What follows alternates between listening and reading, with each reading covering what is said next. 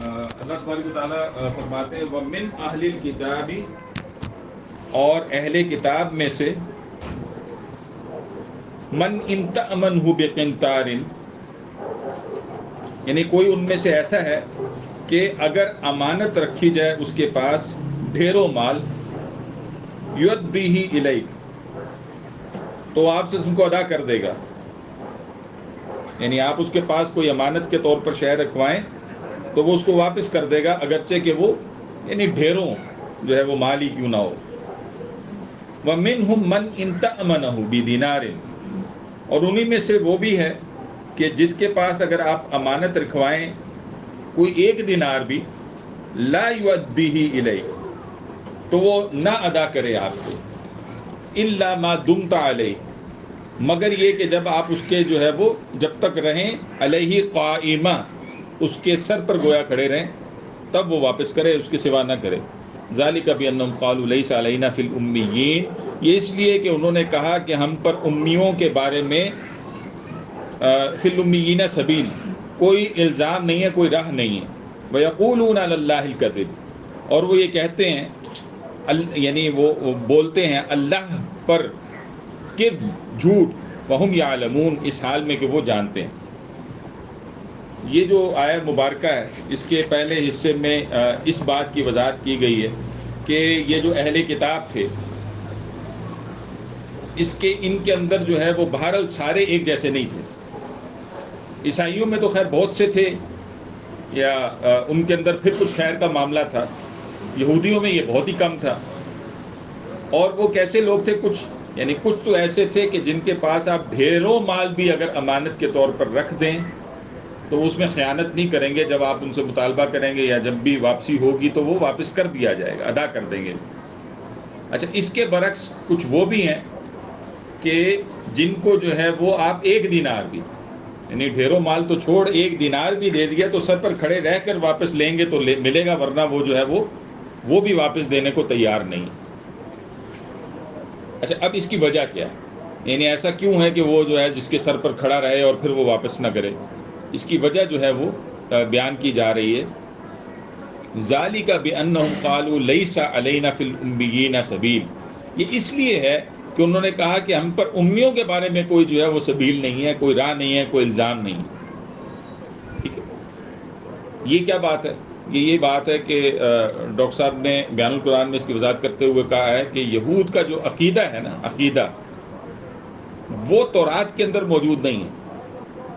یعنی ٹھیک ہے، ایک ام الکتاب کا درجہ تو تورات ہی کو حاصل تھا ان کے ہاں مذہبی کتاب کے اعتبار سے، لیکن یہ کہ وہ جس کو کہا جا سکتا ہے کہ ساری شریعت ہے، قوانین و ضوابط ہیں، عبادات کی جو تفصیل ہے، وہ تو تالمود کے اندر جو ہے وہ موجود تھی. تالمود یہ اسی کا پارٹ ہی ہے، توراتی کا. ٹھیک، اب اس کے اندر جو تحریفات انہوں نے کی تھی، ان تحریفات کے تحت گویا ایسی چیزیں لے آئے تھے کہ یہودی جو ہیں وہ باہم ایک دوسرے کے درمیان میں جو ہے وہ جھوٹ بولنے کو حرام ٹھہراتے تھے، لیکن باقی تمام انسانیت کے ساتھ کوئی مسئلہ ہی نہیں ہے، جھوٹ بولا جا سکتا ہے. یہی کسی پر الزام دھرنے کا معاملہ ہے، باقی سب کے ساتھ ہو سکتا ہے. یہودیوں کے اپنے اندر یہ کام جو ہے وہ حرام ہے. یہی معاملہ دھوکے کا ہے، فریب کا، بددیانتی کا ہے، مال ہڑپ کرنے کا ہے، سود کا ہے. یہ جو پوری دنیا کو انہوں نے سود کے اس میں جو ہے لپیٹ میں لیا ہوا ہے، یہ اپنے لیے وہ حرام ہی سمجھتے ہیں. لیکن اب یہ عقیدہ جو انہوں نے یا یہ جو تحریف کی ہے اور یہ جو بات آگے بڑھی ہے، اس کی بیک گراؤنڈ پہ جو چیز موجود ہے نا، وہ اصل میں اس کو سمجھنے کی ضرورت ہے. اس سے اصل میں ان کی اصل ذہنیت جو ہے وہ سمجھ میں آتی ہے. وہ یہ ہے کہ یہ اصل میں تو باقی تمام انسانیت کو انسان مانتے ہی نہیں ہیں سرے سے. ٹھیک ہے، گوئمز اینڈ جینٹائلز کی اس طرح استعمال کرتے ہیں، یعنی یہ حیوان نما انسان ہے، اصل میں تو یہ انسان ہے ہی نہیں. ٹھیک ہے، یعنی جیسے کہ بیل گاڑی کے اندر جو ہے وہ بیل جتا ہوا ہو، تو اب بیل کے ساتھ جو اس کا مالک کر رہا ہے، کیا اس پر اس سے پوچھا جائے گا؟ وہ تو نہیں، اس کے کوئی انسانی حقوق تو نہیں ہے نا. یہی معاملہ جو ہے کوئی تانگے میں جتے ہوئے گھوڑے کا، اس سے آپ کچھ پیش آتے ہیں. یہی گویا ان کی پوری، یعنی آپ سمجھے کہ we are the chosen people of the lord, اور باقی سب تو گویا انسانیت سے ہی آ رہی ہیں. یہ وہ فلسفی ہے، یہ وہ شے ہے، یہ جو چیز ہے جو کہ انہوں نے تالمود کے اندر تحریفات کر کے جو ہے وہ گھسائی، اور جس کے سبب سے اب وہ اس روش کا شکار ہوئے کہ کسی کے پیسے لیے تو ہڑپ کیے، جیسے اس آیت کے اندر آ رہا ہے کہ اب 1 دینار بھی لیا تو سر پر بھی کوئی کھڑا ہو جائے، آپ سے کہا جائے آپ سر پر بھی کھڑے ہو جائے، پھر جو ہے وہ یعنی واپس کرے، اس کے سوا وہ شاید واپس بھی نہ کرے. اچھا، اب اللہ تبارک و تعالیٰ فرما رہے ہیں ذَلِكَ بِأَنَّهُمْ قَالُوا لَيْسَ عَلَيْنَا فِي الْأُمِّيِّينَ سَبِيلٌ، یہ بات ہم پڑھ چکے ہیں، اس لیے کہ انہوں نے کہا ہم پر امیوں کے بارے میں کوئی سبیل نہیں ہے، کوئی الزام نہیں ہے، کوئی راہ نہیں ہے. یہ وضاحت ہو چکی. وَيَقُولُونَ عَلَى اللَّهِ الْكَذِبَ، اور وہ کہتے ہیں اللہ کے متعلق کذب، یعنی اللہ پر جھوٹ باندھتے ہیں. وَهُمْ يَعْلَمُونَ، اس حال میں کہ وہ جانتے ہیں. اللہ تعالیٰ پر جھوٹ باندھنا یہ ہے کہ یہ جو فلسفی انہوں نے گھڑی ہے اور اللہ کے کلام میں گویا داخل کر دی ہے، اور یہ کہا ہے عوام الناس کو، یہ بتایا ہے کہ یہ ہے کہ جو اللہ تعالیٰ نے جو ہے وہ گویا تم پر اتارا ہے، یہ ہے وہ اللہ پر جھوٹ باندھنا. اللہ نے تو ایسا کوئی حکم نہیں دیا، اور ہم جانتے ہیں کہ تمام کتب جو ہے وہ دوسری کتب کی جو ہے وہ تائید کرتی ہوئی آئی ہیں. یعنی ان معنوں میں کہ آپ دیکھیں جو بنیادی جتنے بھی جو ہے وہ اللہ تعالیٰ کے احکامات ہیں وہ تو ایک ہی رہے ہیں. ٹھیک ہے، شریعتوں کے اندر کچھ نہ کچھ اختلاف رہا ہے، نماز ہے تو اس کے طریقے کے اندر کچھ اختلاف ہو جائے گا، یہی ہے کہ روزہ ہے تو اس کی کیفیت کے اندر تھوڑا سا جو ہے وہ اللہ تعالیٰ نے اس کو معاملے کو فرق کیا. لیکن وہ جس کو کہتے ہیں یونیورسل ٹروتھس کے طور پر جو چیزیں پائی جاتی ہیں، وہ تو اس سے تو کبھی ایسا نہیں ہوا کہ انسانیت، یعنی دین جو ہے ہمیشہ سے جو ہے وہ اسلام ہی رہا ہے. وہ چاہے حضرت آدم علیہ السلام ہو، چاہے رسول اللہ صلی اللہ علیہ وسلم، سب کے ہاں وہ تو متفقون علیہ، اس کے اندر تو کوئی پرابلم ہی نہیں. تو یہ والی جو بات ہے اس کا تعلق ظاہر ہے ان یونیورسل ٹروتھ ہی سے ہوتا ہے کہ کوئی انسان کسی دوسرے انسان سے ایسے افضل ہی نہیں ہے کہ ایک سمجھے کہ میں ہوں جو کہ چنیدہ ہوں اور باقی تو گویا انسان ہی نہیں ہے. بلکہ اللہ تعالیٰ نے تو اس کے بالکل برعکس کھڑے ہو کر جو ہے وہ احکامات دیے ہیں. خود رسول اللہ صلی اللہ علیہ وسلم کی تعلیمات اس کے بالکل برعکس جو ہے وہ جا کر کھڑی ہوتی ہیں. اور یہی معاملہ چاہے وہ پچھلے انبیاء کا ہو، وہاں پر بھی یہ تعلیمات اسی طرح سے کھڑی ہیں. مثال کے طور پر قرآن ہی کو آپ اٹھا کر دیکھیے، تو اگر ہم ایک ہی ریفرنس کے طور پر دیکھیں تو سورہ نساء ہم چل کر پڑھیں گے، آیت نمبر 58 ہے. وہاں تو اللہ تبارک و تعالیٰ فرما رہے ہیں ان اللہ یأمرکم ان تؤدوا الامانات الی اہلھا، کہ بے شک اللہ تعالیٰ تو تمہیں اس کا حکم دیتا ہے کہ تم لوٹا دو امانتیں اس کے اہل کی طرف. وہ تو تمہیں خود توجہ دلا رہا ہے کہ امانتوں کے اندر خیانت نہ کرو. امانتیں جن کی ہوتی ہیں، جو حقدار ہے اس کو اس کی امانت کو لوٹایا دیا جانا، یہی جو ہے وہ برحق ہے، اور یہی جو ہے وہ اصل میں اللہ کے نزدیک جو ہے پسندیدہ ہے. اسی کے لیے وہ مشہور حدیث جس کو رسول اللہ صلی اللہ علیہ وسلم تقریباً ہر جمعہ خطبے کے اندر جو ہے خطبہ جو رسوم دیا کرتے تھے، جمعہ بھی خاص نہیں ہے، خطبوں کے اندر عام طور پر جو رسوم کے جس حدیث کو لے کر آیا کرتے تھے، جمعہ کے اندر تو تھا ہی، وہ کیا ہے؟ لا دین لمن لا عہد لہ ولا ایمان لمن لا امانت لہ. یعنی ایمانی کی نفی کر دی ہے رسول نے کہ جو شخص جو ہے وہ ایمان، یعنی جو امانتوں کو نہیں لوٹاتا، وہ گویا ایمان ہی نہیں ہے اس کا. کجا یہ کہ تم اللہ پہ یہ جھوٹ باندھ دو اس چیز کا کہ اللہ نے یہ حکم دے دیا معاذ اللہ ثم معاذ اللہ کہ تم ہو کہ جن کو جو ہے وہ اللہ تعالیٰ نے ساری چھوٹ دے رکھی ہے، اور باقی تمام انسانیت کے لیے گویا وہ کوئی تم سے پوچھ پڑتال نہیں ہوگی. بلکہ ادھر تو یہ بھی حکم دیا کہ اللہ تعالیٰ جو ہے تم سے تمہارے عہدوں کے متعلق سوال کرے گا. ٹھیک ہے، تمہاری امانتوں کا جو ہوگا معاملہ وہ بھی اللہ تعالیٰ کا سوال بنتا ہے تم پر. یہ ساری چیزیں جو کہ متعدد جگہوں سے جو ہے وہ واضح ہوتی ہیں. تو یہ اللہ پر جھوٹ باندھنا ہے جو تم نے اللہ پر جھوٹ باندھا ہے، اور یہ ایسے جھوٹ نہیں باندھا کہ کوئی تمہاری اور کوئی خواہش، یعنی تم جانتے ہی نہیں تھے، کوئی انجانے میں نہیں باندھا. یعنی یہ بھی جرم ہوتا کہ تم لا علمی کے اندر ایسا کام کرتے. ٹھیک ہے، جیسے کہ ہم جانتے ہیں نا کہ رسول اللہ صلی اللہ علیہ وسلم نے اس کو جو ہے وہ منع فرمایا نا کہ میری طرف وہ بات منسوب نہ کرو جو میں نے نہیں کی، ورنہ تو وہ تم جو ہے وہ مفہوم بتا رہا ہوں حدیث کا، ورنہ تو وہ جو ہے وہ تم مطلب جہنم کی آگ ہی خرید رہے ہو نا اپنے لیے. میں الفاظ نہیں بتا رہا، مفہوم بتا رہا ہوں حدیث. تو یہ کیسے ممکن ہے کہ اللہ کے اوپر جو ایسی باتیں باندھی جا سکیں جس کا ایک انسان کو علم نہیں ہے؟ اور بعض دفعہ ایک لوز ٹاک کے اندر ہم بھی بعض دفعہ گفتگویں بعض دفعہ ہمارے لوگوں کے ہماری زبانوں سے بھی نکل جاتی ہیں. اپنی بات کو وزن دینے کے لیے لوگ کہہ دیتے ہیں بھئی یہ قرآن میں آیا، جی حدیث میں بیان ہوا ہے. پتہ ہی نہیں ہوتا کہ نہ قرآن میں ہوتا ہے کہ نہیں ہے، حدیث میں ہے کہ نہیں ہے، یہ چیزیں ہیں. تو یہ تو وہ ہوگا جو لا علمی کی صورت میں، یہ خود بھی ایک جرم ہے لا علمی کی صورت میں. وہاں اللہ تعالیٰ کہتا ہے علم حاصل کرو، اس طرح کے معاملات نہ کرو. لیکن ایک جھوٹ باندھنا اس سے بھی بڑھ کر ہے. وہ کیا ہے کہ تم جانتے ہو کہ اللہ تعالیٰ نے یہ حق ہے اور یہ باطل ہے، اور تم باطل کو حق کے ساتھ جو ہے ملاؤ اور گڑمٹ کرو اور حق کو چھپاؤ، جیسے ہم پیچھے آیات میں پڑھ کر بھی آئے. وَهُمْ يَعْلَمُونَ کے اندر جو ہے اس بات کی وضاحت ہو جاتی ہے. بلا کیوں نہیں، من اوفى بعہدہ، جو کوئی اپنا اقرار پورا کرے، اپنا عہد پورا کرے، واتقى، اور تقوی اختیار کرے، پرہیزگاری اختیار کرے، فإن اللہ يحب المتقین، تو بے شک اللہ تعالیٰ بھی تقوی اختیار کرنے والوں کو، پرہیزگاروں کو دوست رکھتا ہے، پسند کرتا ہے، محبوب رکھتا ہے. کیوں؟ یہ جو بلا ہے اصل میں اس میں بات شامل ہے نا کہ یہ جو بد عہدی ہے، یہ جو خیانت ہے، اس کا ضرور مواخذہ ہوگا. یعنی وعدوں کا پورا کرنا اور امانتوں کا جو ہے ادا کرنا، اس کا ضرور سوال ہوگا. اب یہ عہد اصل میں ہے بھی کیا؟ یعنی یہ عہد تو عام طور پر تو ہر چیز پر اتفاق ہو جائے گا. ایک بندہ مومن جو ہے جب دوسرے سے کوئی کمٹمنٹ کرتا ہے تو وہ عہد ہی ہوتا ہے.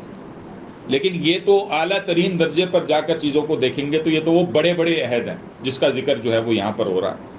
یعنی ایک شریعت کا عہد ہے جو کہ ایک بندے کا اللہ کے ساتھ تعلق میں ہوتا ہے، کہ جو اللہ تعالیٰ ڈوز اینڈ ڈونٹس نازل کرتا ہے وہ کوئی ثواب دارین حاصل کرنے کے لیے صرف ذریعہ نہیں ہوتا، وہ تو نتیجہ ہوتا ہے کہ اللہ تعالیٰ اس کو ثواب دارین عطا کرتے ہیں. لیکن اصلاً تو اس کی اطاعت درکار ہوتی ہے نا.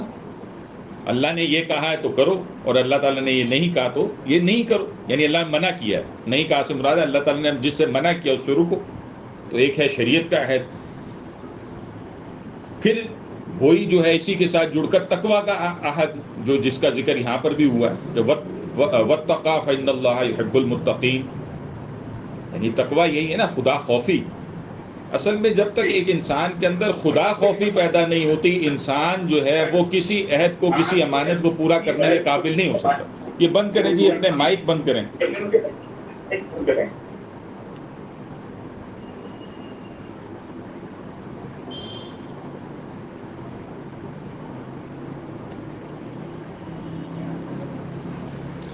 تو یہ تقوی اگر ایک انسان کے اندر پیدا نہ ہو، بلکہ ایک اور مقام یاد آ رہا ہے مجھے، ڈاکٹر صاحب نے ایک جگہ وضاحت کرتے ہوئے یہ بھی کہا کہ بھئی آج کل مسئلہ کیا ہے. آج آپ دیکھیں نا، آج ہماری مینیجریل پوزیشنز عام طور پر ان کا رول کیا ہے، اس کا ایک بہت بڑا حصہ اس پر مشتمل ہے جس کو ہم کہتے ہیں کہ جو ایک مانیٹرنگ کا رول ہے نا، مانیٹرنگ کا رول.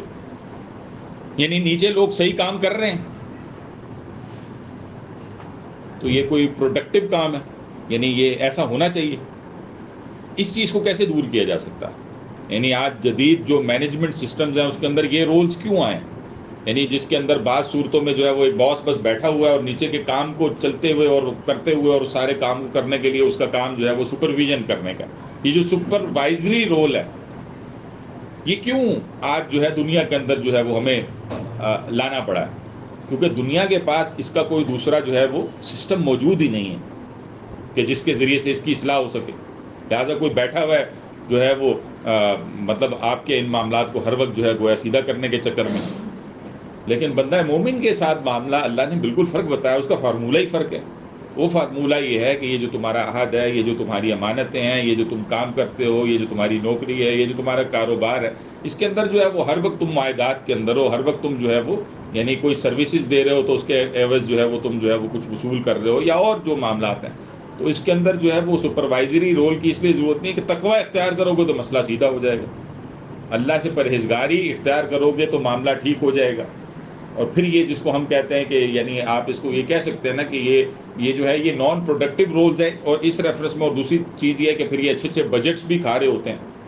ظاہر ہے یہ سپروائزری رولز جو ہوتے ہیں یہ زیادہ جو ہے وہ آپ کی جو ہے وہ انکم، یہ آپ کی جو ہے وہ ارننگ کو ایز این ایکسپینس کنزیوم ہو رہے ہوتے ہیں آپ کے بزنس میں، کسی بھی چیز میں.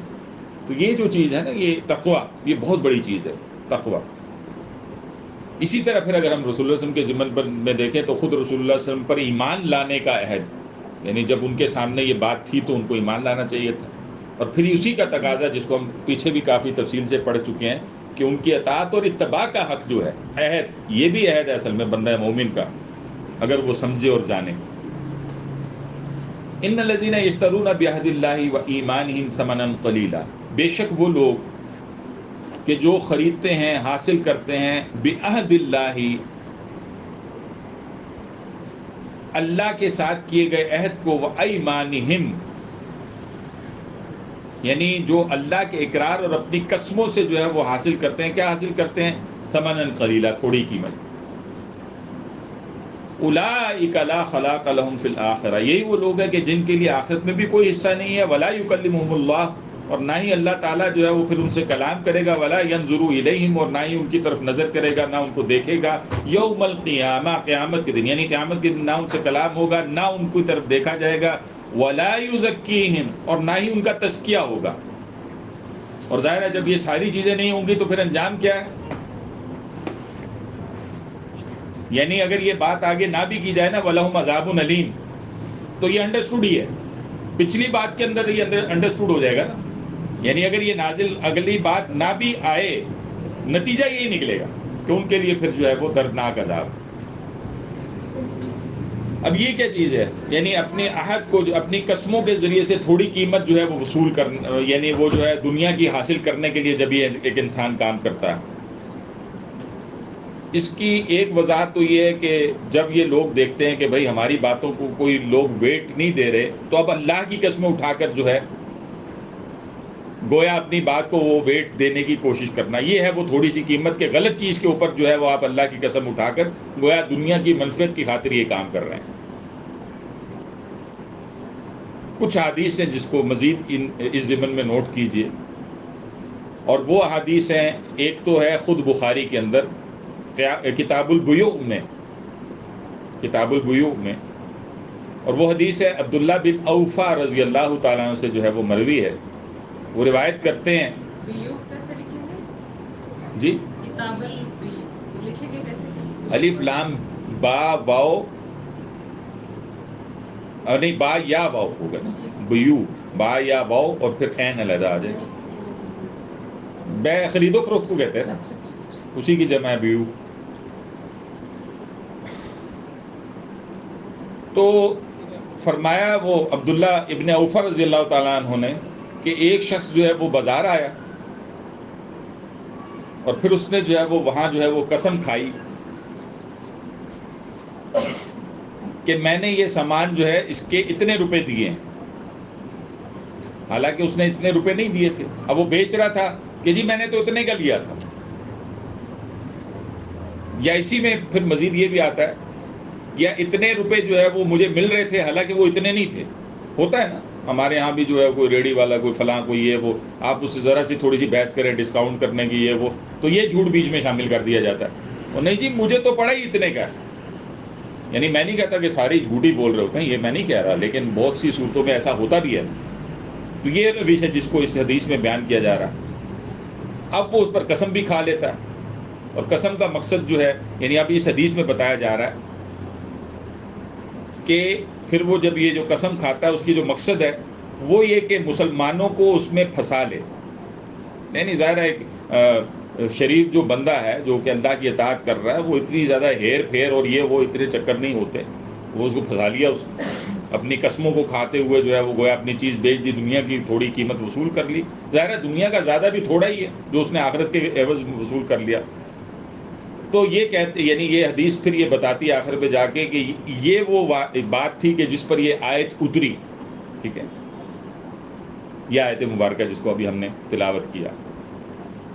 ایک اور حدیث ہے جو اس کے شان نزول کے حوالے سے بحث کرتی ہے، اور وہ بھی بخاری ہی کی ہے، وہ کتاب التفسیر میں ہے، اور وہ روایت ہے عبداللہ ابن مسعود رضی اللہ تعالیٰ عنہ سے، ٹھیک ہے، اور وہ یہ کہتے ہیں کہ خود رسول اللہ صلی اللہ علیہ وسلم نے یہ فرمایا، اور وہ کیا فرمایا کہ جس شخص نے جو ہے وہ پختہ قسم کھائی، پکی قسم کھائی، تاکہ اس کے ذریعے سے کسی مسلمان کا مال ہڑپ لے، بھائی اللہ کی قسم یہ مجھے تو اتنے کا تھا، اب وہ ہڑپ لیا اس نے، کہہ کہ وہ اگلا بھی آپ کے اوپر بلیو کر رہا ہے کہ اتنے ہی کا تھا، معاملہ ایسا ہی تھا، تو کہا تو وہ اللہ سے اس حال میں ملے گا تو وہ اللہ سے اس حال میں ملے گا کہ وہ اس پر سخت غصہ ہوگا.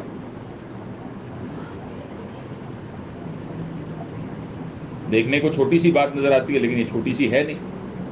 تو اللہ تعالیٰ نے اس کی تصدیق کے لیے یہ آیت اتاری.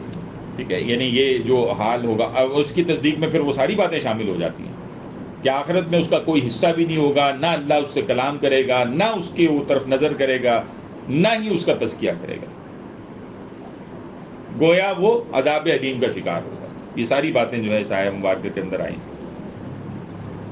اصل میں دیکھیں نا یہ اتنی ہمیں تو چھوٹی نظر آ رہی ہوتی ہے, سوشل سسٹم کے تحت دیکھیں نا کہ اگر یہ اعتبارات جو ہے وہ ایک دوسرے پر سے غائب ہو جائیں تو پھر معاشرے کے اندر کیا چلے گا؟ پھر کچھ ہو ہی نہیں سکتا نا. جس کو ہم کہتے ہیں نا کہ ایک معیشت کا پہیہ بھی یوں چلے کہ جو یعنی نیچرلی جو گروتھ ہو اس کے اندر آگے بڑھے, وہ کیسے ممکن ہے اگر آپ کو مجھے ہم ایک دوسرے پر اعتبار ہی نہیں کرتے, ایک دوسرے کو جو ہے وہ جس کو آج ہم عرف عام میں کہتے ہیں چونا ہی لگاتا ہے ایک بندہ دوسرے کو, تو کیسے جو ہے وہ یہ معاملات جو ہے وہ چل سکتے ہیں؟ تو اللہ تعالیٰ کی بھی جو ہے وہ غضب ظاہر ہے اس پر بہت زیادہ ہے. اور ایک اور حدیث بہرحال اس حوالے سے مزید بھی نوٹ کر لیجئے, اور یہ حضرت ابو ذر رضی اللہ تعالیٰ سے جو ہے روایت ہے, مسلم کی میں جو ہے کتاب الایمان کے اندر یہ جو ہے روایت آتی ہے. ٹھیک ہے, اور وہ ابو ذر رضی اللہ تعالیٰ فرماتے ہیں کہ خود رسول اللہ صلی اللہ علیہ وسلم نے فرمایا, نبی صلی اللہ علیہ وسلم نے فرمایا کہ 3 شخص ایسے ہیں کہ جن سے نہ اللہ کلام کرے گا, نہ قیامت کو ان کی طرف نظر کرے گا, نہ ان کا تزکیہ کرے گا. گویا یہ تینوں باتیں اس حدیث کے اندر یوں ہی آتی ہیں, نہ کلام کرے گا, نہ نظر کرے گا, نہ ہی تزکیہ کرے گا. وہ کون سے 3 ہیں چیزیں؟ نمبر 1, کپڑے کو لٹکانے والا. اب یہ خاص طور پر مردوں کے لیے یوں حکم ہے کہ آپ دیکھیں کہ وہ جو حکم دیا گیا نا کہ اپنے ٹخنوں سے جو ہے وہ اونچا رکھا جائے, اپنی جو بھی جو شلوار ہے کچھ ہے تو اس کو اونچا رکھ. اور اس کی ریزن ہے, بہت بڑی ریزن ہے. مطلب یہ چیز جو تھی نا وہ کبر کے حوالے سے کہ لٹکا کے پھر رہے ہیں, اور وہ جو ہے وہ یہ ساری صورتحال, تو اس کو اللہ تعالیٰ نے جو ہے وہ ظاہر منع فرمایا کہ یہ کام نہ کرے کہ انسان. اچھا, بعض اوقات ہم نا بہت زیادہ لاجیکل بھی ہو جاتے ہیں کہ نہیں جی میرے دل میں تو کبر تو نہیں آ رہا نا, تو میرے خیال میں ہم زیادہ سیف سائڈ یہی ہے کہ آپ اس چکر میں نہ پڑیں. آپ جیسا حکم دیا جا رہا ہے اس پر عمل کرنے کی کوشش کریں, کیونکہ کوئی ایک چیز ضرور ہو سکتا ہے کہ ہمارے سامنے نمایاں ہو, لیکن ضروری نہیں ہے کہ کوئی دوسری چیز بھی ہمارے سامنے نمایاں ہو کہ جو اللہ تعالیٰ اس سے چاہتا ہے. ٹھیک ہے, پہلی چیز یہ. دوسری چیز ہے کہ احسان کر کے جتلانے والا. اللہ تعالیٰ ہمیں اس سے بھی محفوظ رکھے اور ہماری خطاؤں سے, غلطیوں سے درگزر فرمائے, گناہوں سے درگزر فرمائے. کہ آپ کسی پر احسان کرتے ہیں اور اب آپ گنوا رہے ہیں کہ میں نے تیرے ساتھ یہ کیا تھا. یہ احسان جتلانے والا بھی جو ہے نہ اللہ تعالیٰ اس سے کلام کرے گا, نہ اس کی طرف نظر کرے گا, نہ ہی اس کا تزکیہ کرے گا. یعنی بے ظرف انسان ہے نا اصل میں. ظرف والا انسان تو ایسا نہیں ہوتا نا, وہ تو کڑی سے کڑی جو ہے وہ دوسری طرف سے جو ہے مخالفت آ جائے, سب کچھ آ جائے, وہ اتنا بے ظرف نہیں ہوتا کہ ان چیزوں کو گنوانا جو ہے وہ شروع کر دے. تیسری چیز جو کہ پھر اب اس مضمون سے ڈائریکٹلی جڑی ہوئی بھی ہے, وہ کیا ہے کہ سودے کو جھوٹی قسم کے ساتھ بیچنے والا. اس کی طرف بھی جو ہے وہ اللہ تعالیٰ جو ہے وہ نہ نگاہ کرے گا, نہ ہی جو ہے وہ کلام کرے گا, اور نہ ہی اس کا تزکیہ کرے گا.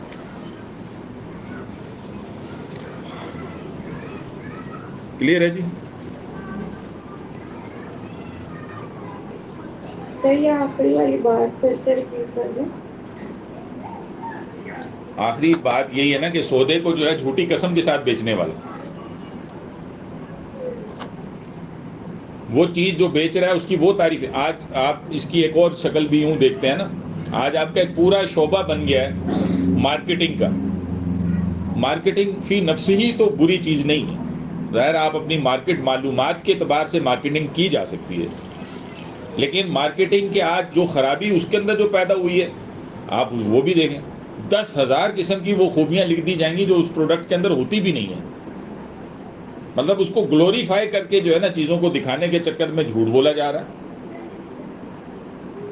تو یہ ساری چیزیں جو ہے وہ پھر اس میں آ جائیں گی. سر یہ جو آن لائن شاپنگ ہوتی ہے, جی جی, یہ ویسے میں نے کسی کی کلاس میں سنا تھا کہ مطلب زیادہ بہتر اور جائز طریقہ یہ ہے کہ آپ مال کو دیکھیں، دیکھ کے اسے جانچ کے تو پھر خریدیں.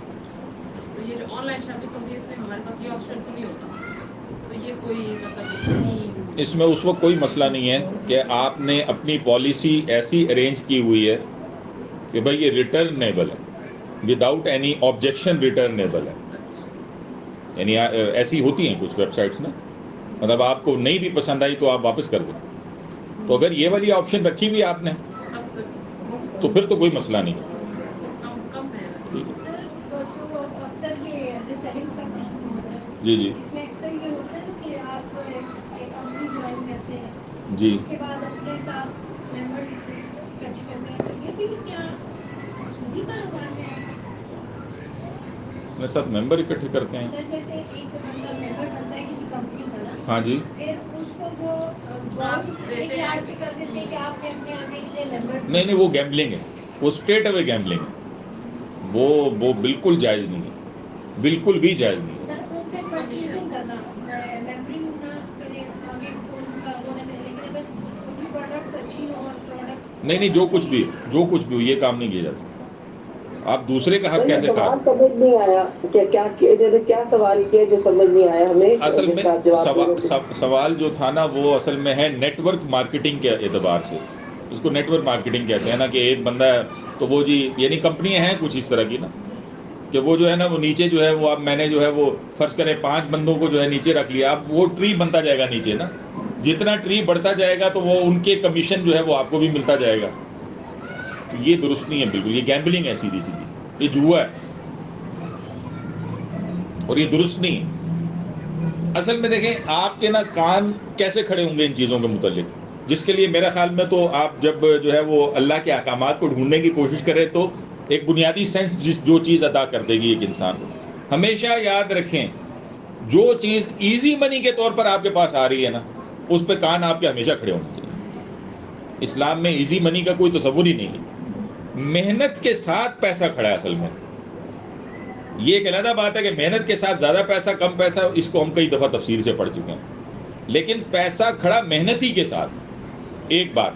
یا اگر محنت کے ساتھ نہیں کھڑا تو پھر اس کی دوسری جائز صورتیں کیا ہیں؟ وہ کوئی صدقہ ہو سکتا ہے نا، کوئی زکوٰۃ ہو سکتی ہے، کوئی ہدیہ ہو سکتا ہے، ایسی چیزیں ہو سکتی ہیں نا. وہ جو جائز صورتیں وہ یہ ہو سکتی ہیں. لیکن آپ کریں کاروبار اور آپ اس کے اندر ایسی چیزیں کریٹ کر دیں کہ وہ ایزی منی والی سچویشن کھڑی ہوئی ہے، محنت ہے ہی نہیں کہیں پہ. یہ اسلام اس کو بالکل، یعنی یہاں تو آپ کے ویسے یعنی اس ایک فارمولے کو اپنے ذہن میں رکھیں گے نا تو آپ کے لیے آسان ہو جائے گا چیزوں کو دیکھنا اور سمجھنا اور پرکھنا. تو سر ایسی کمپنی سے اپنی ذات کے لیے کچھ پرچیز کرنا بھی غلط ہو سکتا ہے؟ نہیں وہ تو پھر ایسا ہی ہے. نہیں، اب ایسی کمپنی سے جب آپ پرچیز کریں گے تو پھر ظاہر سی بات ہے وہ بھی کوئی ایک نیٹ ورک ہی ہوگا نا کسی بندے کے ساتھ، یعنی اب ہوگا تو اسی طرح ہی نا. تو آپ میرا تو خیال میں آپ کو پرچیز بھی نہیں کرنی چاہیے. تقویٰ کا تقاضا تو بہرحال یہ ہے کہ آپ کو نہیں کرنی چاہیے، کیونکہ آپ معاملت تو کریں گے نا، کریں گے تو یہ کام تو وہی ہو رہا ہے نا.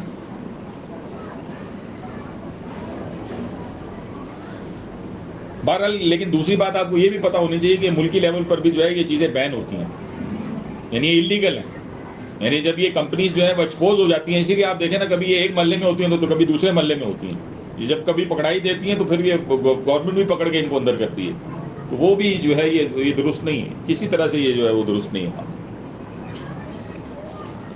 وَإِنَّ مِنْهُمْ لَفَرِيقًا يَلْوُونَ أَلْسِنَتَهُمْ بِالْكِتَابِ، اور بے شک ان میں ایک فریق وہ بھی ہے جو کہ موڑتے ہیں کیا السنتہم اپنی زبانیں بالکتاب، کتاب کے بارے میں. لِتَحْسَبُوهُ مِنَ الْكِتَابِ، تاکہ تم یہ سمجھو، تاکہ تمہیں یہ جو ہے وہ معلوم ہو کہ وہ کتاب ہی میں سے ہے. یعنی وہ جو انہوں نے تبدیل کر کے جو ہے وہ بات پیش کی ہے تو گویا وہی سمجھ جاؤ کہ یہ کتاب کا حصہ ہے. وَمَا هُوَ مِنَ الْكِتَابِ، حالانکہ وہ تو کتاب میں سے نہیں ہوتا. اب اس کی کیا مثالیں؟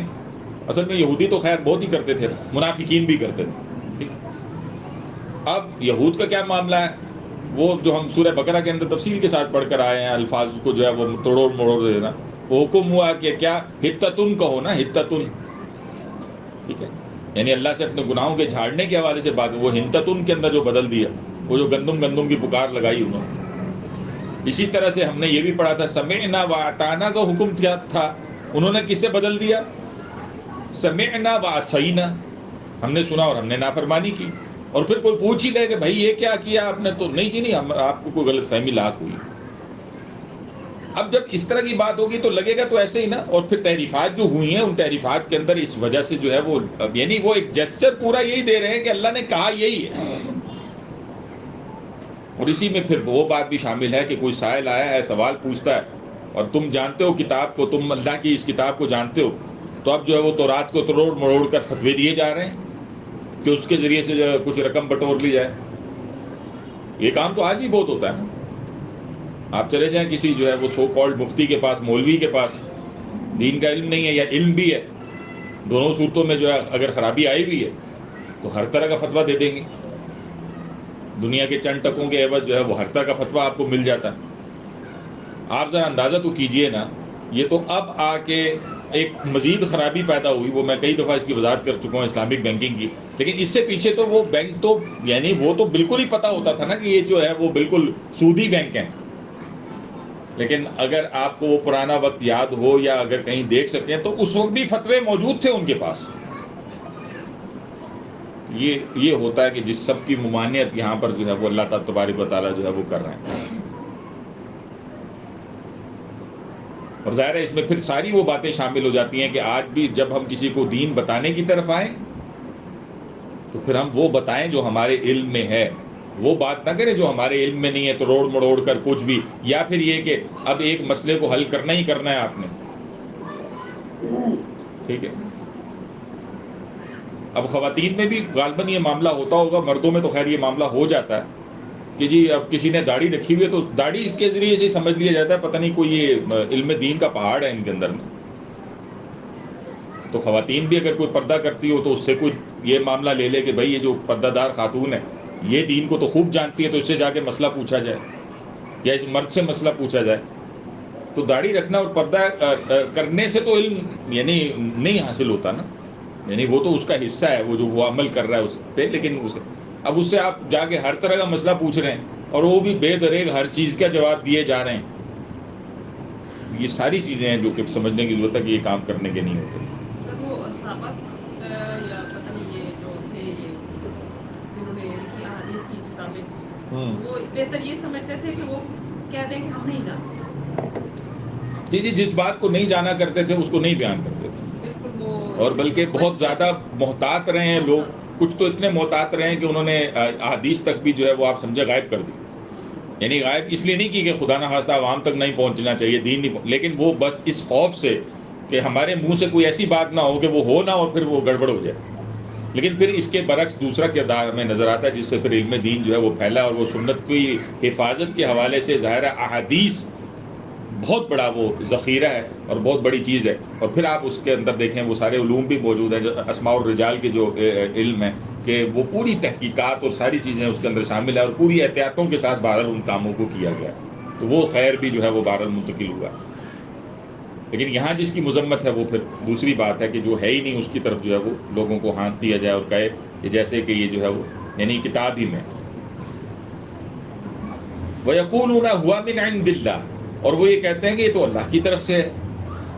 وَمَا هُوَ مِنْ عِنْدِ اللَّهِ، حالانکہ وہ اللہ کی طرف سے نہیں ہوتا. وضاحت ابھی ہوگی یہ ساری. وَيَقُولُونَ عَلَى اللَّهِ الْكَذِبَ، اور وہ بولتے ہیں اللہ پر جھوٹ. وَهُمْ يَعْلَمُونَ، اس حال میں کہ وہ جانتے ہیں. اب آپ یہ دیکھیے یہ مذمت بار بار جو سب سے زیادہ ہو رہی ہے نا وہ اس چیز کی ہے کہ ایک شخص جانتا ہو اور پھر لوگوں کو گمراہ کر دے. یہ آج آپ کی انٹرٹینمنٹ انڈسٹری ہو گئی، یہ نہیں جانتے فحاشی کس کو کہتے ہیں. آپ کا کیا خیال ہے؟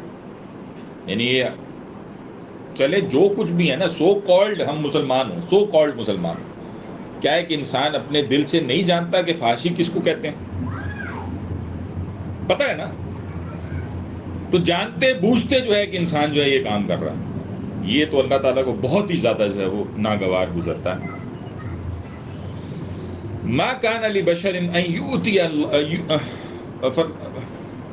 آگے فرمایا ما کانا لبشر ان یؤتیہ اللہ، اور نہیں کسی آدمی کے لیے، یعنی کسی آدمی کے لیے، کسی بشر کے شایان شان نہیں ہے کہ اسے عطا کرے اللہ تعالیٰ الکتاب، کتاب، والحکم، اور حکمت، والنبوہ، اور نبوت، ثم یقول للناس، اور پھر وہ کہے لوگوں سے کونوا عبادا لی، کہ میری عبادت کرو، من دون اللہ، اللہ کے سوا. یعنی اللہ تبارک و تعالیٰ اس بات کی وضاحت کر رہے ہیں کہ جن کو اللہ تعالیٰ نے یہ کتاب دی تھی، حکمت دی تھی، نبوت دی تھی، خاص طور پر یہ بات ہو رہی ہے نصارہ سے. ان کا جرم کیا ہے کہ انہی چنیدہ میں سے ایک ہے حضرت عیسیٰ علیہ السلام، اور عیسیٰ علیہ السلام وہ ہیں کہ جن کو الکتاب یعنی انجیل عطا کی اللہ تبارک و تعالیٰ نے، حکمت دی، نبوت دی، معجزات دیے، ٹھیک ہے، یہ ساری چیزوں سے نوازا. اب یہ کیسے ممکن ہے کہ وہ یہ کہیں کہ میں ہی اللہ، یعنی اللہ کے سوا کیا ان کا یہ ہو، یعنی ان کو تو خوب پتہ ہے کہ یہ ساری چیزیں ان کو دی گئی ہیں. وہ جو ہم نے پیچھے بھی تکرار پڑھی تھی معجزات کے حوالے سے بھی، جو اللہ یعنی حضرت عیسیٰ علیہ السلام کا معاملہ رہا ہے، وہ کیا ہے، ہر چیز کے بعد تو وہ کہہ رہے ہیں بِإِذْنِ اللہ، اللہ کے اذن سے ہوا. یعنی وہ تو خود بھی یہ مان رہے ہیں کہ یہ تو اللہ کا دیا ہوا ہے، کجا یہ کہ تم نے انہیں کو الہ بنا دیا. اس کی نفی ہے کہ جو یہاں پر ہو رہی ہے.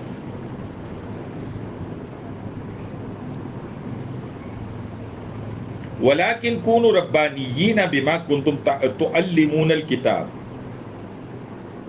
اور لیکن یعنی چاہیے یہ کہ کہے کونوا ربانیین، کہ تم ہو جاؤ اللہ والے، رب والے ہو جاؤ، بما کنتم، اس لیے کہ تم، ساتھ اس کے تم، یعنی اس لیے کہ تم تعلمون الکتاب، کتاب کو سکھلاتے ہو، وبما کنتم تدرسون، اور تم خود بھی جو ہے اس کو پڑھتے ہو.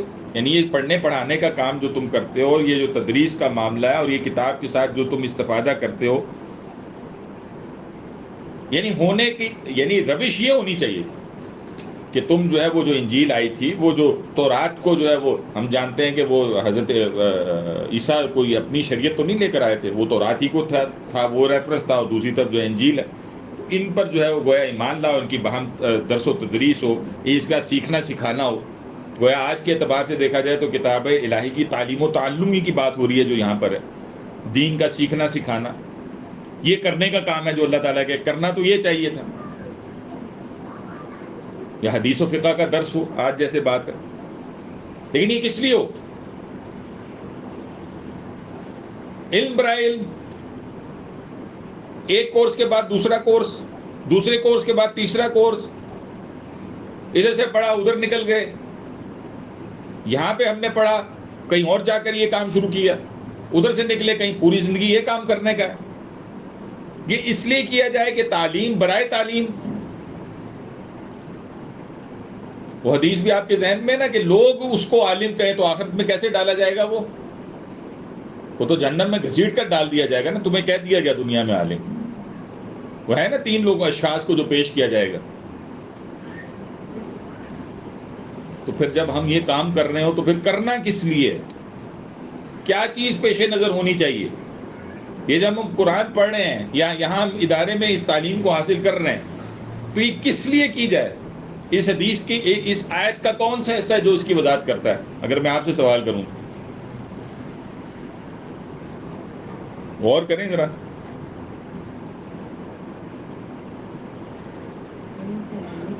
جی تم ہو جو اللہ والے، سچے ربانی بنو، یعنی اللہ کے بندے بنو. جی یہ ہے مقصد.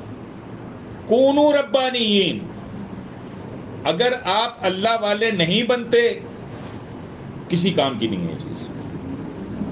یہ مشغلہ ہے آپ کا، یہ ہابی ہے آپ کی. یہ آپ جو ہے وہ دیکھیں، کوئی جو ہے وہ کسی سے سکون حاصل کرتا ہے، کوئی جو ہے وہ انٹرٹینمنٹ کی دنیا کو دیکھ کر اس سے سکون حاصل کر لیتا ہے، کوئی ہے تو خدا نہ خواستہ منشیات سے جو ہے وہ اپنے یعنی اپنے اندر سکون پیدا کرتا ہے، اور کچھ ہے کہ جس کو آپ کو لت پڑ گئی ہے کہ جی آپ مطلب یہ لفظ اچھا نہیں ہے، یعنی آپ جو ہے وہ آپ یہ کام جو ہے وہ کرنے کے پیچھے لگ گئے ہیں، محض بس علم برائے علم. میں نے ایسے لوگوں کو دیکھا عربی گرامر سے سیکھی ادھر نکل گئے، ادھر سے سیکھی. بھائی آپ یہ سارا کچھ تھا کس لیے؟ یہ آیت بیان کرتی ہے کونوا ربانیین. اگر آپ رب والے نہیں بنے، یہ علم نافع نہیں ہے، چاہے آپ نے اس میں پی ایچ ڈی کر لیں، چاہے آپ اس میں پوری زندگی صرف کر دیں، یہ آپ کے کام آنے والی شے نہیں. اور ایسی چیز سے خود رسول اللہ صلی اللہ علیہ وسلم نے بھی پناہ مانگی. صحیح مسلم میں جو ہمیں روایت ملتی ہے اور جو دعا ملتی ہے، رسول نے کیا کہا؟ اللہم انی اعوذ بک من علم لا ینفع، کہ اللہ میں تیری پناہ مانگتا ہوں اس علم سے جو کہ نفع نہ دے. اور یہاں نفع کیا ہے؟ رب والا بن جانا. اگر آپ رب والے نہیں بن رہے، آپ کے اندر تبدیلی نہیں آ رہی، آپ اللہ سے قربت محسوس نہیں کر رہے، اللہ کے قریب نہیں ہو رہے، آپ اپنی برائیوں کو نہیں چھوڑ رہے، چلی جا رہے ہیں، یہ چیز جو ہے نا یہ قابل مذمت ہے. یہ آیت مبارکہ اس بات کی وضاحت کرتی ہے، اور یہ ہمیں ہر حالت میں ہمیں اس بات کو یاد رکھنا چاہیے. مطلب خاص طور پر جو ظاہر ہے کہ جو لوگ علم حاصل کر رہے ہوتے ہیں، یہ اچھا دیکھیں شیطان کا تو کام بڑا زبردست ہے نا. یعنی آپ کوئی دوسرا اگر علم حاصل کر رہے ہو، اچھا علم نافع صرف یہ بھی نہیں ہوتا نا، علم نافع وہ بھی ہوتا ہے نا، جیسے دنیا کا بھی کوئی علم ہے، کوئی ہنر ہے تو اس کی بھی جو علم ہے وہ بھی علم نافع ہے. لیکن وہاں پر ایک انسان کو نا دھوکہ کھا، یعنی وہاں جو ہے نا شیطان کا دھوکہ دینا وہ ذرا مشکل ہوتا ہے. کیوں مشکل ہوتا ہے؟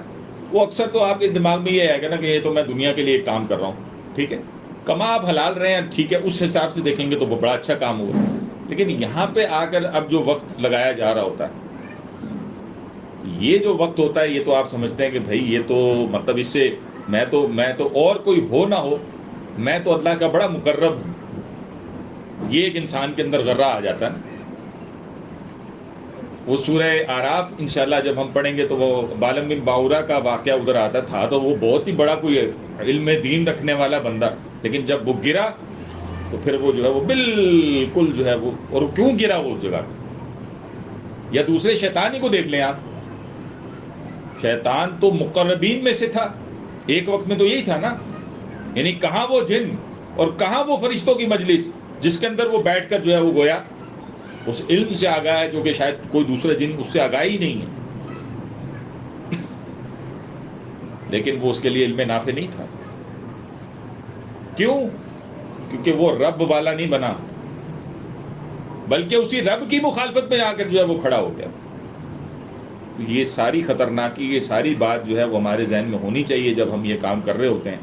اور ہمیں اللہ تعالیٰ سے گویا پورے گڑ گڑا کر یہ اللہ سے مانگنا چاہیے کہ اللہ جو اصل شے ہے وہ ہمیں عطا کر، اور ہم جو ہے وہ بس رب والے بننا چاہتے ہیں. ہماری نامراد اس سے یہ ہے کہ کوئی ہمیں کہے جی بہت ہی کوئی ہم جو ہے پہنچے ہوئے ہیں اور بہت ہی کوئی ہمارے پاس علم ہے، اور ہم جو ہے وہ مطلب یعنی زیادہ سے زیادہ کی کوشش کریں، لیکن رب والے بننے کے لیے یہ کام. کلیئر ہو گئی ہے جی بات؟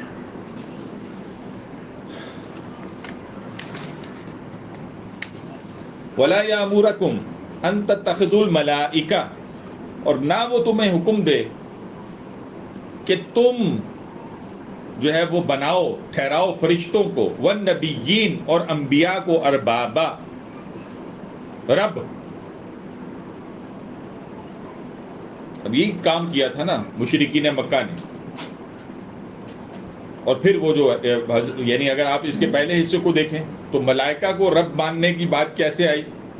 وہ جو مشرکین عرب کا جو نظریہ تھا، عقیدہ تھا، وہ کیا تھا؟ یہ فرشتے ہیں جو اللہ کی بیٹی ہیں، لات منات عزا، یہ کیا ہیں؟ فرشتوں ہی کے نام ہیں جو انہوں نے تجویز کیے تھے، جس کے متعلق ہم پڑھ کر آئے تھے کہ یہ کوئی شے ہے ہی نہیں، یہ تو خود ہی نہیں کہ گھڑی ہوئی شے ہے. یا یہ کہ جو انبیاء کو جنہوں نے رب بنا دیا، اور انبیاء کو رب بنانا کیا ہے؟ وہ جنہوں نے الوہیت میں شامل کر دیا انبیاء کو اللہ تعالیٰ کی، چاہے وہ حضرت عیسیٰ علیہ السلام کا معاملہ ہو عیسائیوں کی صورت میں، یا عزیر علیہ السلام کا معاملہ ہو کس کی صورت میں؟ یہودیوں کی صورت میں. یا خدا نہ خواستہ آج ہم محمد رسول اللہ صلی اللہ علیہ وسلم کو بھی اسی درجے پہ لے جائیں. اور جذبات میں یہ بہت ساری جگہوں پہ ایسا ہو بھی جاتا ہے، ٹھیک ہے. تو یہ ساری کی ساری چیزیں جو ہے کنڈیمیبل ہیں، اللہ تعالیٰ نے اس کی سختی سے ممانعت کی ہے۔ فرمایا یأمرکم بالکفر، تو کیا وہ تمہیں حکم دے گا کفر کا؟ یعنی تم نے کیا سمجھ رکھا؟ اللہ تعالیٰ خود یہ چاہتا ہے کہ تم جو ہے وہ انبیاء کو اور ملائکہ کو جو اس کی مخلوق ہے اس کی ربوبیت میں شامل کر دو، بعد اذ انتم مسلمون، بعد اس کے کہ تم فرما بردار ہو چکے ہو۔ یعنی خاص طور پر اہل کتاب کا معاملہ دیکھا جائے تو مسلمان ہی تھے نا، یہ تو ان کے اپنے تجویز کردہ نام ہے۔ یہودی کون ہے؟ مسلمان تھے، اپنے وقت کے مسلمان تھے، اور نصارہ کون ہے؟ یہ اپنے وقت کے مسلمان ہی تھے نا۔ ظاہر ہے جب تک کہ حضرت موسیٰ علیہ السلام آئے ہوئے تھے، اب جس نے یہاں تک تمام انبیاء اور رسول کو مانا ہے وہ مسلمان ہے، اور اس کے بعد جب حضرت عیسیٰ علیہ السلام آئے ہیں تو اب جن لوگوں نے حضرت عیسیٰ علیہ السلام تک سب کو مانا ہے وہ مسلمان، اور پھر اب جس نے رسول اللہ صلی اللہ علیہ وسلم تک جس کو مانا ہے اب وہ مسلمان۔ تو اللہ تعالیٰ جو اگر تمہیں جو ہے وہ تم فرما بردار ہو چکے تھے، مسلمان تھے، تو پھر یہ کفر کا ارادہ اللہ نے تمہارے لیے کیا نہیں، یہ تم ہو گے جنہوں نے جو اس کے پیچھے شیطان کی پیروی کی اور اس کے پیچھے لگ گئے۔ وَإِذْ أَخَذَ اللَّهُ مِيثَاقَ النَّبِيِّينَ، اور جب لیا عہد اللہ تعالیٰ نے النبیین انبیاء سے، لما آتیتکم من کتاب و حکمہ، کہ جو کچھ میں تمہیں کتاب اور حکمت دوں، ثم جاءکم رسول، اور پھر تمہارے پاس رسول آئے، مصدق لما معکم، اور اس کی تصدیق کرتا ہو جو تمہارے پاس ہے، تو کیا کرنا ہے؟ لَتُؤْمِنُنَّ بِهِ، تو تم ضرور اس پر ایمان لاؤ گے، وَلَتَنْصُرُنَّهُ، اور لازماً ہر حال میں تم اس کی مدد کرو گے۔ لام تاکید بھی ہے شروع میں اور نون مشدد بھی ہے آخر میں، عربی میں اس سے زیادہ بڑھ کر تاکید کا اسلوب نہیں ہے، یعنی ان دیٹ سینس کہ یعنی آپ اس میں جتنے مرضی جو ہے وہ لازماً لگا دیں، ایگزیجریٹ نہیں کرے گا یہ، یعنی اتنی تاکیدی بات یہ یہاں پر کی گئی۔ اچھا جی، یہ میثاق ہوا کہاں تھا؟ یہ اللہ تعالیٰ نے انبیاء سے یہ عہد لیا کیسے تھا، کب لیا تھا؟ کہ جب میں تمہیں کتاب اور حکمت دوں اور پھر تمہارے پاس رسول آئے تو تم اس کی تصدیق کرنا اور تم ضرور اس پر ایمان لانا اور ضرور اس کی مدد کرنا۔ تو اس کے حوالے سے جو ہے ایک تو نقطہ وہ ہے کہ یہ دیکھیے تمام انبیاء اور رسول جو گزرے ہیں، یعنی ہر آنے والے نبی نے قوم کو اس بات سے آگاہ کیا اور خود بھی اس آگاہی کے ساتھ کہ اب میرے بعد جو آئے گا تم نے اس پر ایمان لانا ہے،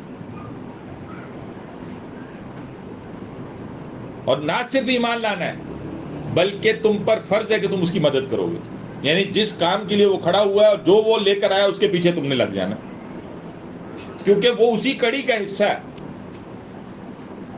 اسی میں ضمنی طور پر ڈاکٹر صاحب نے ایک بات کی، اور وہ کیا کی ہے کہ رسول اللہ صلی اللہ علیہ وسلم کی ختم نبوت یہاں سے بھی ثابت ہوتی ہے،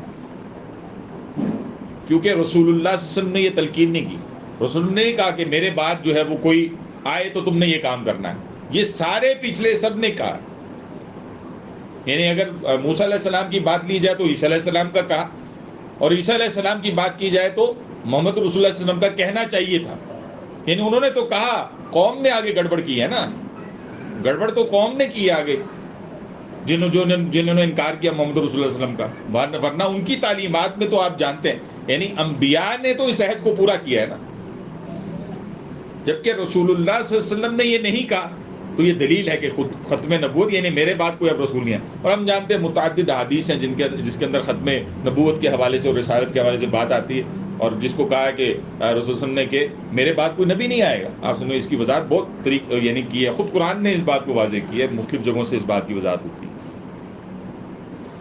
اچھا، اب رہا دوسرا سوال کہ یہ میثاق ہوا کدھر ہے؟ تمام انبیاء سے ہوا ہے، النبیین یہ جمع ہے نا، ایک نبی کی بات نہیں ہو رہی، تمام انبیاء کی بات یہ ہوئی ہے، تو یہ عہد کیا کدھر گیا تھا؟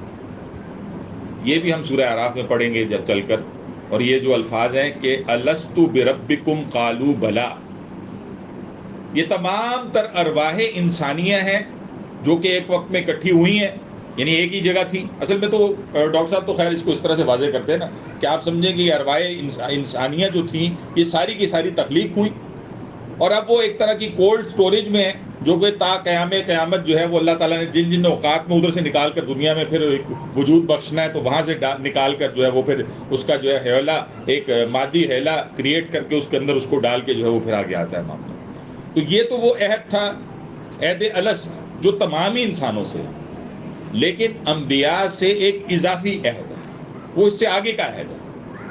یعنی باقی سب سے وہ عہد نہیں ہے، لیکن انبیاء سے عہد ہے، اور وہ یہ والا عہد ہے کہ جب میں تمہیں بھیجوں گا، یعنی یہ ارواح انبیاء کے درمیان یہ عہد ہے. یہ وہ عہد ہے جو کہ ان کی آپ سمجھے کہ سرشت میں شامل ہے، جو ان کے اندر گندھا ہوا ہے، ان کی ارواح نے یہ عہد کیا.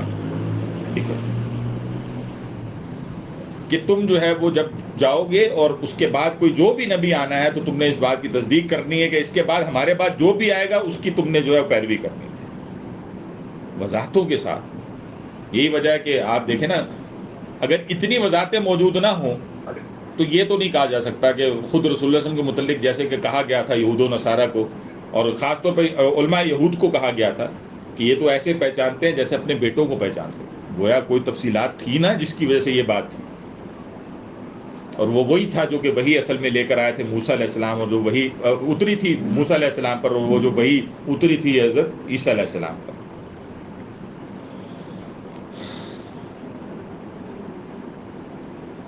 یہ تنصرنہ کے اندر بھی جو ہے وہ اسر کا ہی جو ہے مفہوم پایا جا رہا ہے، اور اسر ہم نے پہلے بھی پڑھا تھا کہ بھاری بوجھ کو کہتے ہیں، یعنی کسی چیز کے باندھنے اور اس کو زبردستی بند کر لینے کے اندر جو ہے یہ آتا ہے. یعنی تم لازماً، یعنی تم گویا اس عہد کے اندر بندھے ہوئے ہو. یہ ایسا عہد نہیں ہے کہ تم اس سے نکل سکتے ہو، یہ تم بالکل اسٹرکٹلی جو ہے اس کے لیے جو ہے وہ تم جو ہے وہ مطلب تم سے جو ہے یہ اس کی خلاف ورزی نہیں ہونی. قال اقررتم، تو اس نے فرمایا کیا تم نے اقرار کیا، وَأَخَذْتُمْ عَلَىٰ ذَلِكُمْ إِسْرِي. سوری وہ تنصرنہ کے اندر نہیں آتا، وہ تو ظاہرہ نصرت سے ہے، وہ نہیں، معذرت چاہتا ہوں. یہ اسری کا جو لفظ ہے نا آگے، اور تم نے اس پر میرا عہد قبول کیا. ٹھیک ہے، اس کی درستگی کر لیجئے گا، وہ پیچھے جو میں نے کہا ہے نا وہ تنصرنہ کے اندر نہیں ہے وہ مفہوم، اسری. جی جی، وہ جو میرا عہد ہے، وہ جو پختہ عہد ہے، وہ جو بھاری بوجھ ہے جو میں نے تم پہ ڈالا ہے، اور وہ بھاری بوجھ یہی ہے کہ یہ ان چیزوں سے تم جو ہے وہ صرف نظر نہیں کر سکتے، اور یہ وہ اہم کام ہے کہ جو تم نے جو ہے تلقین کرنی ہے، بتانا ہے، اور اس کے اعتبار سے چیزیں چلیں. قالوا اقررنا، تو انہوں نے کہا کہ ہم نے اقرار کیا. اب یہ وہ ارواح انبیاء ہیں کہ جن کا کہنا تھا کہ اللہ ہم نے کہا. یہ اسی طرح ہے قالوا بلا، وہ جو پہلے والے عہد کے اس سلسلے میں سبھی نے کہا، اور یہ وہ والا عہد تھا کہ جو تمام انبیاء اور رسول نے کہا کہ ہم نے اس بات کا اقرار کیا کہ یہ کام ایسے ہی ہوگا. قال، تو اللہ نے فرمایا فشہدوا، پس تم گواہ رہو، وَأَنَا مَعَكُمْ مِنَ الشَّاهِدِينَ، اور میں تمہارے ساتھ گواہوں ہی میں سے ہوں. گویا اس بات پر اب میری بھی مہر گویا لگ چکی، اور تم اور ہم جو ہے عہد ہوتا بھی ایسے ہی ہے نا، یعنی عہد کے دو فریق ہوتے ہیں نا، ایک عہد کرنے یعنی جو آفر کر رہا ہے، اور دوسرا جو اس کو قبول کر رہا ہے. معاہدہ تو ایسے ہی ہوتا ہے نا جی، معاہدے کے دو ہی فریق ہوتے ہیں نا. تو یہاں معاہدے کا ایک فریق اللہ تعالیٰ ہے، اور معاہدے کا دوسرا فریق انبیاء ہے. اس اعتبار سے یہاں پر بات آئی. فمن تولی بعد ذلک، اور پھر جو کوئی اس سے پھر جائے اس کے بعد فاولئک هم الفاسقون، وہی تو فاسق ہے. ظاہر ہے یہ انبیاء تو ایسا نہیں کریں گے، لیکن ان کے متبعین جو ہے وہ جب ایسی روش پر آئیں گے، اور وہ جو ہے ہدایت سے ہٹ کر اب اور چیزوں کے اندر پڑیں گے. یہ کہ پیچھے جو ہے جیسا کہ ہم رسول اللہ صلی اللہ علیہ وسلم کے ضمن میں لیں تو یہ ختم نبوت کا جو عقیدہ ہے، اگر اس سے جو ہے کوئی آگے پیچھے ہوتا ہے تو فاولئک هم الفاسقون.